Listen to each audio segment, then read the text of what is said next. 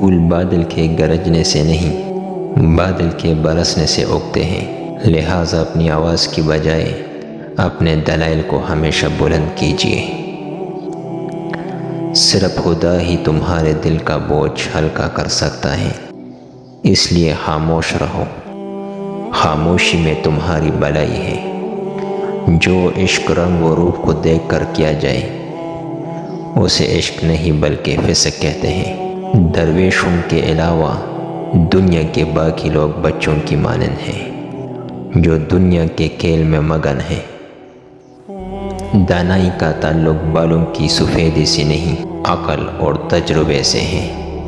دل سیاہ ہو تو داڑھی کے سفید بالوں کی کیا وقت۔ اگر میرا علم مجھے انسان سے محبت کرنا نہیں سکھاتا تو ایک جاہل مجھ سے 1000 درجہ بہتر ہے۔ خدا تک پہنچنے کے بہت سے راستے ہیں، لیکن میں نے خدا کا پسندیدہ ترین راستہ مخلوق سے محبت کو چنا۔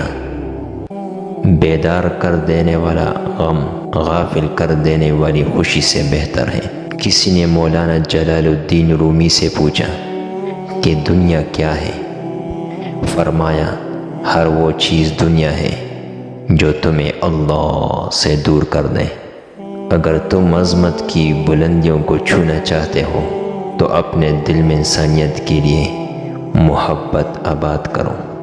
جب انسان کی آنکھوں سے آنسو بہتے ہیں تو اس پر رب کی رحمت برستی ہے۔ خاموشی سمندر ہے اور گفتگو نہر کی طرح ہے۔ تجھے سمندر تلاش کر رہا ہے، تو نہر کی تلاش نہ کر۔ تمہاری روح کے لیے اس سے بڑھ کر کوئی مرض نہیں کہ تم خود کو کامل سمجھنے لگو۔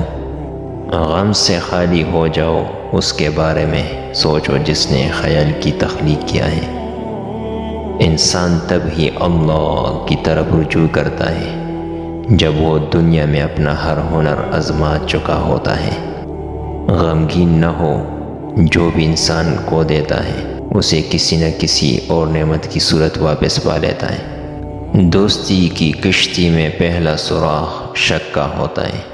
صرف مال و دولت ہی نہیں، عقل، ادب، چہرہ، اولاد اور علم بھی رزق ہے۔